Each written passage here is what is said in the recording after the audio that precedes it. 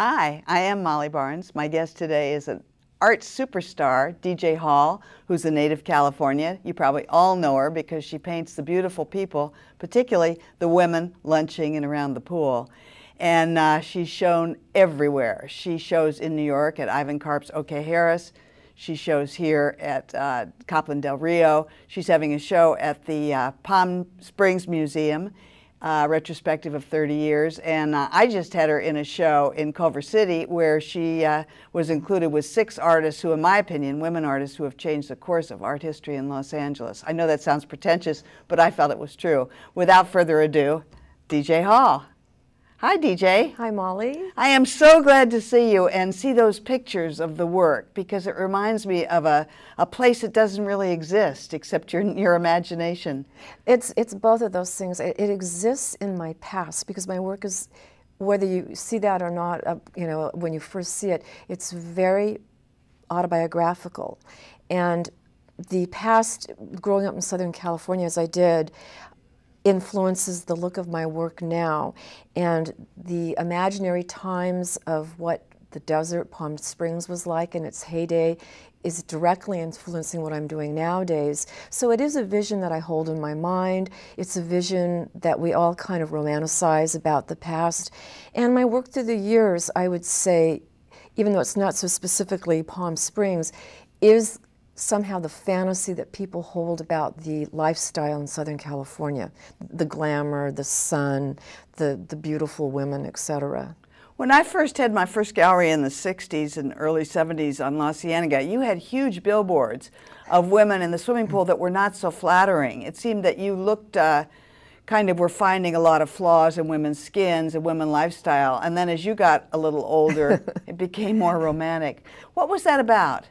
I'm pretty sure back then I was just starting out. I was in my early 20s. And going to SC, just graduated? Just graduated from USC. And I had a big fear of aging. I think culturally women have that. Society manipulates us into buying products through our fear of our aging appearance. And my mother had always said to me, just take care of your looks. It's the most, important thing to your future. So that was coming out subconsciously in my work. Here are some of the pictures of paintings you've done recently. That's you? Is that you? No. But I think people always think that I'm in the work, and I think when I choose people, now that one of the pieces that I finally did, it's a large diptych that the Palm Springs Art Museum owns. They just bought, yeah. I finally used myself as though I were directing one of my paintings, because a lot goes into how I create an image, and I wanted to show that process. Anyway, getting back. Yeah, but anyway, getting back to it, and yes, people have become less wrinkled through the years as I've become more wrinkled, and I think that may keep going that way. But what did your mother say? You started to tell it when we showed the pictures. She had just grown up with that Pollyanna view of the world that a woman was going to get married and be a housewife and have this lovely little life, and your looks really were the important thing. June Cleaver. The husband comes home and you look perfect and you never age. And that was kind of, I think, that was their role and their power in their lives. And when they lost that, so to speak, it was all over. Now, I'll admit, I do feel these days, I just said to someone recently, I don't so much mind as I'm getting older now how I'm treated differently. In what way? Oh, by younger people and in stores or in situations, young people and men, you don't get attended to. And I don't mind it, but I mind being aware of it. I mind that I know, I'm just this little old lady there and they're not going to help me because there's a younger person before me or something. I've never experienced that except at Ann Taylor. Nobody will wait on me there, but I love the design, so I have to, get everything myself and find a salesperson who looks very insecure, or perhaps the guard at the door to help me. That's the only time I'm aware of it. I think being an artist or an art dealer in the arts, you get better as you get older. Somebody told me once, it was Martha Jackson, the dealer, that if you're an art dealer, you're one of 4 minorities. You're Jewish, you're homosexual, you're an alcoholic, or you're a woman. And I no longer believe that because so many men are in it now that it's a big business. But I always have found that women really have a great chance in the art world. Did you change your name to DJ because of it was difficult getting a show?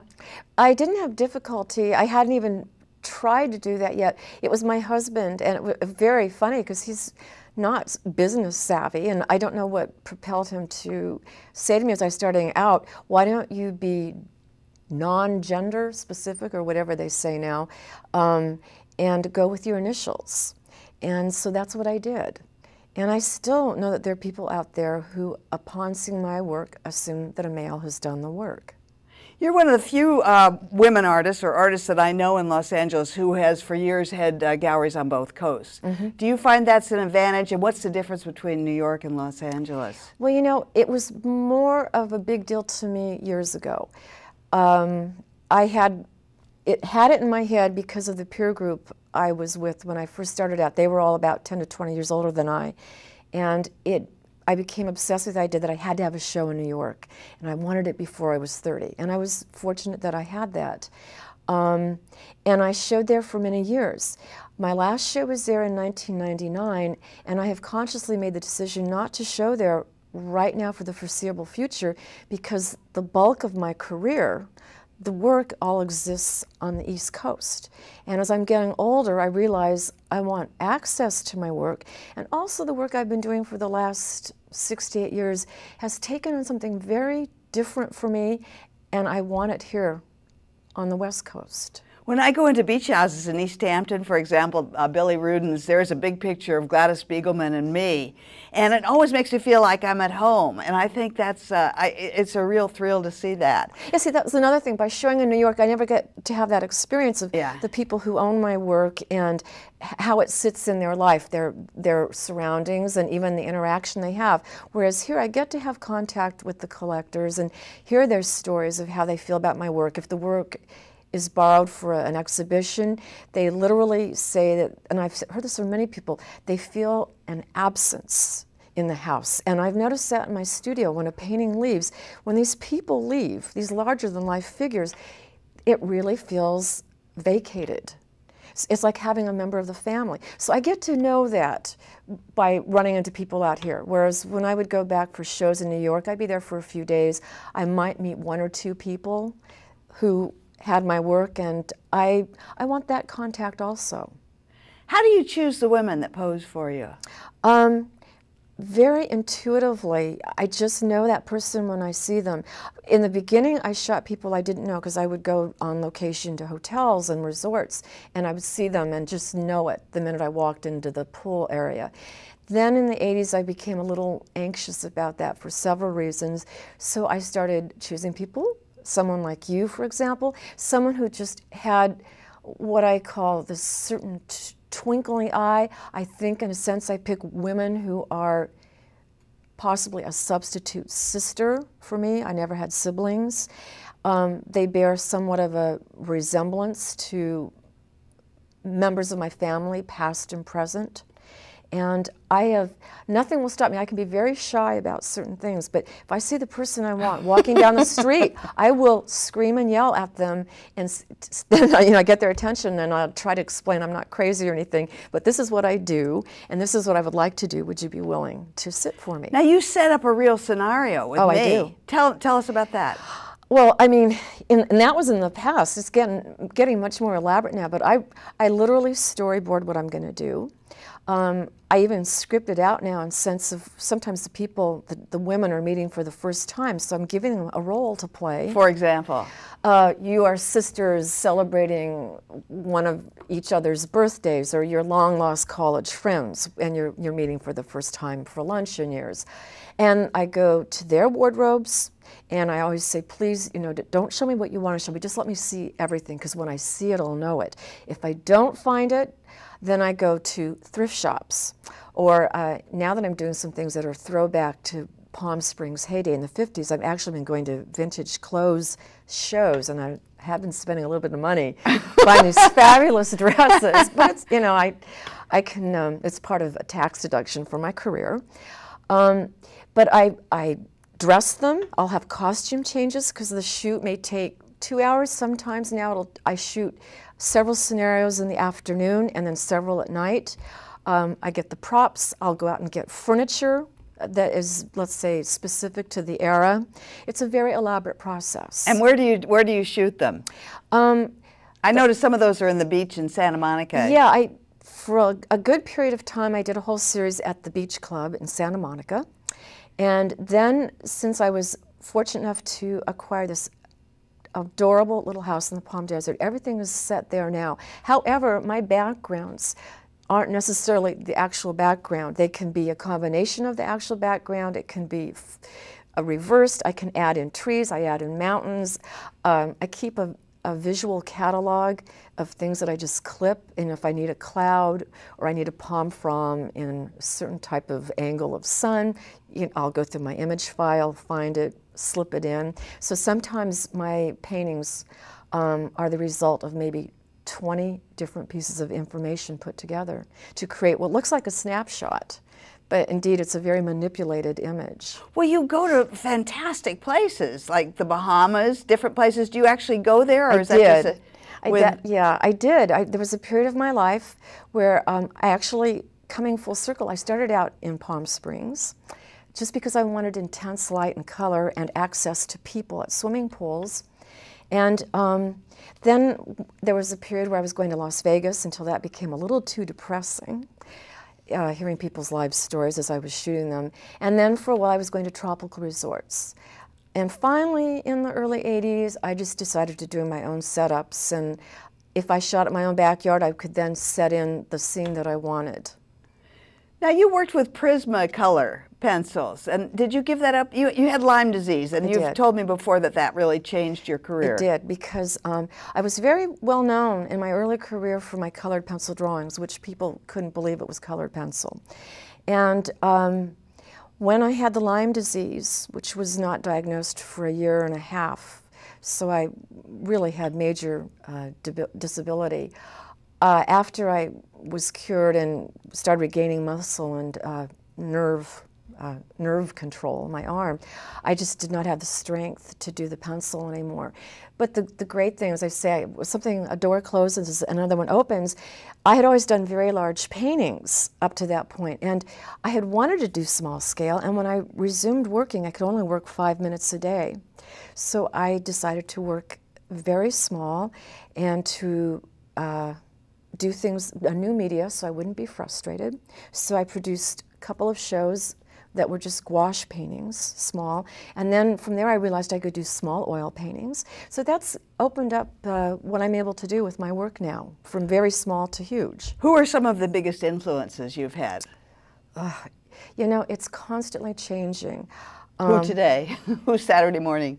Well, you know, right now I'm completely impressed with a group of people that no one in my or your art world is aware of, and that is all the contemporary plein air painters in the United States. You're kidding. Oh, not at all. I mean, that's the only shows I go to now are plein air painter shows. I just saw this incredible show down in the Palos Verdes Public Library of the Portuguese bend artists. Beautiful paintings, and I'm looking forward to, in about a year from now, to study with some of them. Really? Really. John Halfond, have you been to his gallery on in Beverly Hills on Olympic? No. He's got a modernist show. He has the most extraordinary artists, and nobody knows about the gallery. I mean, it's really incredible. Charles Birchfield, people that, William Wendt. Yeah, well, you know, I just discovered something. I have noticed for years that there's this man who teaches at Otis in the evening school program, and I was thinking of studying with him, so I looked him up on the internet, because it did say that he'd studied at St. Petersburg, and I must say the most influential artists for me right now are the Russian Impressionists, whom I discovered by accident 2 years ago in a little museum in Utah. And they are not Impressionists. It's a term used for artists that were painting in the 30s to about the 60s. Now there are imitators who call themselves that, the contemporary Russian Impressionists. But I have been extremely taken over by this work.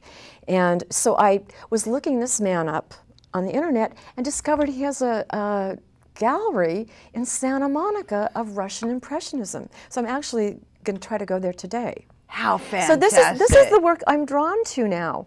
Or the Maynard Dixon show, which I have to get to within the next, I think, week. I learn so much more from these people. Their work is about painting. Yeah. It's completely about painting. Often I walk through the galleries, those huge galleries in Chelsea and Manhattan, and I think, how many of these artists will even exist in 20 years, you know? I find that there's a lack of knowledge with the younger artists, too. Well, there is. And I mean, the surprising thing, I was sitting on a committee for graduate students this May, actually another school. And it was amazing to me that all the artists that were coming out of my brain. I mean, my art history knowledge, I wasn't really interested in when I was a student, but somehow through the years I've thrown myself into knowing about art and art history, all periods and all styles. And I think my mind retains the imagery and the name for some reason, even though I haven't consciously studied it. But it's true. So many people, not even just younger people, but so many people, even my generation, have no knowledge of art and art history. And I don't want to sound like an old lady right now, but I think that's really important. Of course, because we are carrying on a tradition, so to speak, and I am more opened up. The more I know, I feel the better I become at what I do.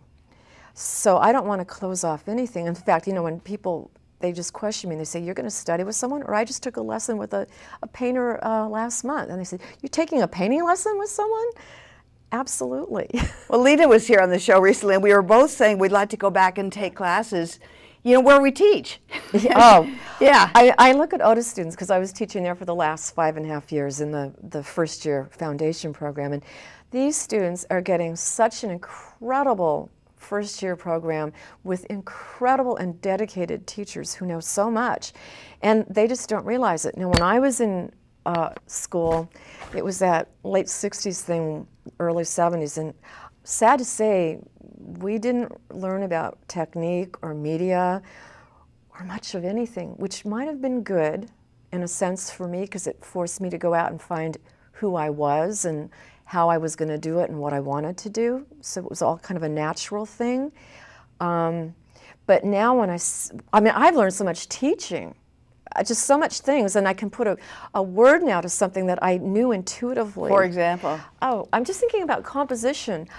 I never knew what composition was, and I realize I've been doing it all along, but now that I'm studying composition so that I can explain it to a student, it is amazing, and I've just learned the rule of 3 and the this and the that and the golden triangle. Well, tell us and that. The sweet spots. Well, it's the whole thing when you're dividing something, an image, into thirds, and horizontally and vertically, and there are sweet spots, and you lead the eye through that way. Now, I think God was doing that.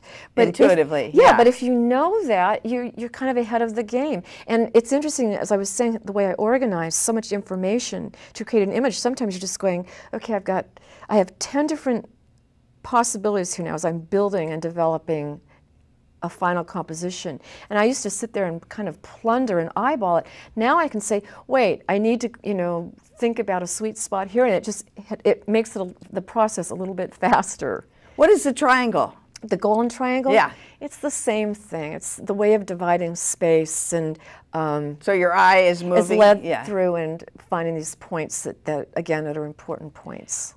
You've taught for many years at Otis. You're not teaching there now, but can you tell if a student's going to be successful? I can. How? The first thing you notice is that they do indeed have talent above and beyond the other students. And I'd say usually, for me, it's usually 1 in 20 that you'll see this. But the really most important thing, and I say this to anybody, including myself, there are a million people out there with talent, but if you're not passionately driven and willing to work your butt off, you might as well not do that, you know, pursue this as a career. And so in the specific student, I see the talent, and I see this desire, you know, this desire to learn and this desire to work and to do whatever it takes in their learning and put in the time studying and doing the assignments, etc., that those are the ones that will be successful. You know, the ones that sit back and go, well, I'm going to be an artist, you know, if I just sit here. Doesn't the attitude really bother you? That's why I'm not teaching right now. That's one of the things I prefer in New York to Los Angeles, is the reverence of art history. I mean, when I'm there, I go to lectures every night and I see the same people. I mean, we're all there. Even I run into Maurice Tuckman, who used to be the director at our museum. He's at every lecture I go to. Oh, that's amazing. Well, see, I think that could exist in LA, but it was so spread out. But there is a group of us who meet, the wonderful artist John Swihart, who opens his house basically every third Saturday night, and a bunch of us meet, and we always, one person is a guest who presents, whether it's an artist or an art historian, and it's all basically realist painters. It's basically those of us who are cooped up 7 days a week painting, and we get to cut loose. But you know what we do when we get together? We just talk shop. I mean, we have a great time because we get to kind of feel free for a few minutes and know that we're all suffering equally. But we're very engaged in what we do, and I think of us as this little cell. And there are these little cells around there, but we're not the hip crowd, so we're not really known about, although I think we're probably, we're so much more informed. I just think that's fabulous. fabulous. This has been going on for years. I didn't know. Yeah. I went in to see your work at Copland Del Rio. They've just moved to Culver City, Washington Boulevard. And I noticed that Miss Del Rio is a real intellectual. She knows about art. She cares. She had me.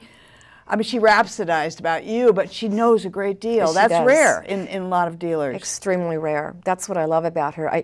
To me, and I have been spoiled in my relationships. I haven't had that many dealers, but I had learned very quickly that, number one, the person has to be honest. And there are a lot of dishonest dealers out there. Honest, very forthright and direct. I consider what I do a business, and I require that the person working with me is also very professional. Then as I've gotten older, I realized that their knowledge of art is extremely important. If we're going to have a dialogue, and if they're going to talk with collectors, I mean, there are some people who are art dealers who don't know anything about art history, and they can't talk about art. And I find that discouraging. And then there are certain collectors who believe in these people, but I don't know what's going on there. Well, I do, but I'm not going to. Tell me about Busby Berkeley. You know, it's so funny. This was some person, I loved the name Busby Berkeley when I was a kid, and I loved his movies. And he was a choreographer an incredible in the 30s, and it was very synchronized. He did something like 50 films. Yeah, yeah. And a lot of people don't know him, but my husband and I, just by incredible luck, a number of years ago, acquired the Busby Berkeley house in Palm Desert, California. Now, I'm not going to go in the story, but I know, without sounding weird, that this was given to me from heaven somehow, that this came into my life. What we were able to get this for was amazing. It's an 800 square foot house. When I say that, people always think, oh, we have a mansion. No, it's a little 800 square foot house, not insulated, so it's rather hot. But it's just an amazing house, and when we bought it, I started calling the realtor, and because she had sent pictures, and I said, could we keep the brooms, that I saw in the kitchen? Could we keep the wastebasket, the hoses? And of course, this was great. They ended up leaving everything in the house, so we actually ended up having these wonderful things from Busby Berkeley's life and career, which are very. I have this whole box of letters he was writing to movie stars, because his career was over through a series of misfortunate things in his life. What happened to him? I remember that. Well, his mother, who was his business manager, felt that you didn't have to pay income taxes. Oh, right. So when the IRS caught up, and that was a problem. And then he was in an accident coming home from a big Hollywood party. On the Pacific Coast Highway, wasn't it? And several people were killed, and that became some huge court drama. He ran away, I think, by mistake. All kinds of things happened. And then the movies in the 50s, the film companies stopped making musicals because they were so expensive. So he moved to Palm Desert and became a realtor. We even have the license that he was applying for and his tests. But the beautiful thing I have a packet of beautiful 8x10s of his entire career. And they're amazing. They're my little gift. Oh, fabulous. Now tell me about the show at the Palm Springs Museum. When is it, and how many pieces are you going to have in it? It opens May 24th of 2008. I can't tell you the number of pieces, but it spans a 30-year career, so there'll be a lot of large-scale paintings, small-scale paintings, my colored pencil drawings, my gouache pieces. I want to also, if we can, add in the other aspects of my career, which was working on a film, working on a play, working on a project at LAX. I have what I call my travel studies, which are really very special little drawings that I do when I travel. So I think it's going to be a very comprehensive show. I consider this kind of my big shining moment, and I want to show all aspects of myself. I mean, my life is about art. It's all I do. It's all I think about. Me too. And I want people to see that not only when I'm creating work that goes into galleries, but if I'm not doing that, I'm just doing little things all the time. Tia Leone played a part based loosely on you in... No, not at all. Okay. But there are interesting similarities. Spanglish? Spanglish. And your art was used in the gallery.